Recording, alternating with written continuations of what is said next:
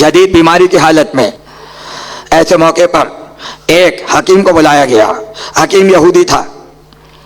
हकीम ने आंखें फाड़ के यजीद को देखा और कहा, ये ऐसी बीमारी है जो दुनिया में सिर्फ उन्हीं को होती है कि जो या तो नबी को कत्ल करते हैं या नबी की औलादों को कत्ल करते हैं। बीमारी क्या थी?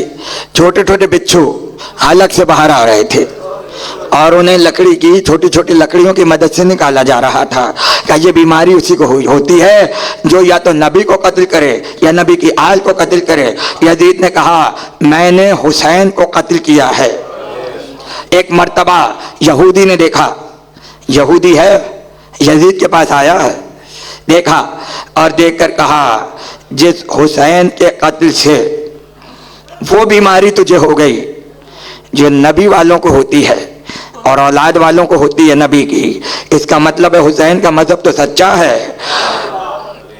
उसी वक्त अशहदु अल्ला इलाहा इल्लल्लाह अशहदु अन्ना मोहम्मद रसूलुल्लाह आया यजीद के पास, मगर फिर भी इस्लाम हुसैन की वजह से मिला और कलमा पढ़ के वहां से उठा, वहां से वापस चला, यजीद के पास से चला। आया था यहूदी था, चला तो हुसैनी था और सबसे पहले अपनी बीवी को बताया कि मैंने आज यजीद में वो बीमारी देखी है जो नबियों के कातिलों को होती है, लिहाजा तू भी मुसलमान हो जा। बीवी भी मुसलमान हो गई। हुसैन करबला में दफन हो चुके और यहाँ हुसैन की वजह से इस्लाम फैल रहा है। यहाँ हुसैन की वजह से तौहीद फैल रही है। यहूदी की बीवी मुसलमान, उसका पूरा खानदान मुसलमान, उसके भाई की बीवी मुसलमान, मगर कुछ औरतों ने अपने मजहब को छुपाया और कहा हम जाहिर नहीं करेंगे, जब वक्त आएगा तो बताएंगे कि हम मुसलमान हो गए। एक मर्तबा महल्ले में मजलिसें होना शुरू हुई। वो यहूदी औरतें जो मुसलमान हो गई थीं, उन्होंने मजलिसों में जाना शुरू किया। छुप के जाती थीं बुर्के ओढ़कर कि किसी के नज़र ना पड़ जाए और अदादारी करके अपने घर वापस आ जाती थीं। किसी ने मर्दों से मुखबिरी की, तुम्हें पता है तुम्हारी घर की औरतें कहाँ जाती हैं? रात को हुसैन का मातम होता है, ये सब वहाँ मातम करने पहुँच जाती हैं। तो शौहरों ने कहा नहीं नहीं, अगर ऐसा होता तो हमें पता चल जाता। अगर यकीन नहीं है इम्तिहान लो, इम्तिहान लो। मर्द अपने घरों में आए और औरतों से कहा रात को मेहमान आएंगे, खाना तैयार रखना, दावत होगी, ताकि मजलिस में ना जा सकें। आखिरी जुमले हैं तकरीर के। औरतें बगैर किसी की परवाह किए हुसैन की मजलिस में पहुंच गईं।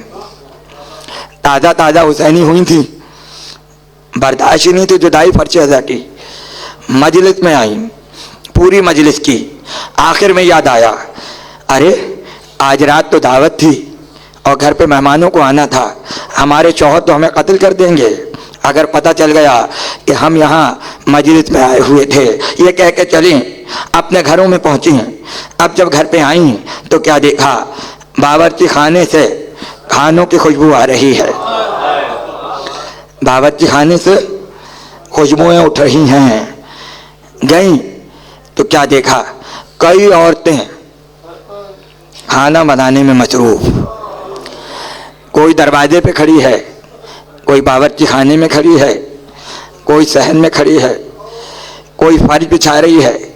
मुख्तलिफ औरतें, जिस तरह से दावत का एहतमाम होता है उसी तरह से औरतें घर के काम कर रही थी। हैरान हो गई और हैरानों के पूछा, मैं तो इनको जानती तक नहीं हूँ, ये औरतें कौन हैं? एक मर्तबा देखा, एक बीबी ऐसी बैठी है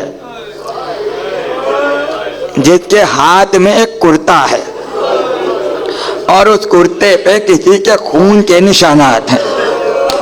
बस हो गई मजलिस, इससे ज़्यादा मैं क्या पढ़ूंगा। एक मर्तबा उसमें हिम्मत नहीं हुई, वो आगे बढ़ी और उसने बढ़ के बड़ी एहतियात से उस बीवी से पूछा, क्या ये बताइए आप कौन हैं? और वो जो सामने बावर्ची खाने में बीबी खड़ी हैं वो बीबी कौन है? तो पुकार के कहा, ये मेरी बेटी ज़ैनब है, ये मेरी बेटी ज़ैनब है। उसके बाद कहा, आप कौन हैं? कहा बीबी नहीं पहचाना।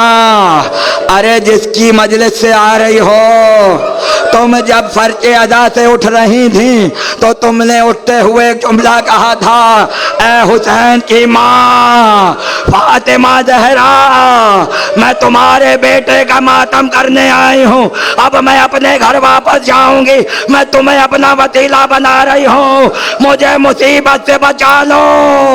तो जानते हैं फातिमा ने जुमला क्या कहा, अरे तूने मेरा काम किया, अब मैं तेरा काम करने आई हूँ।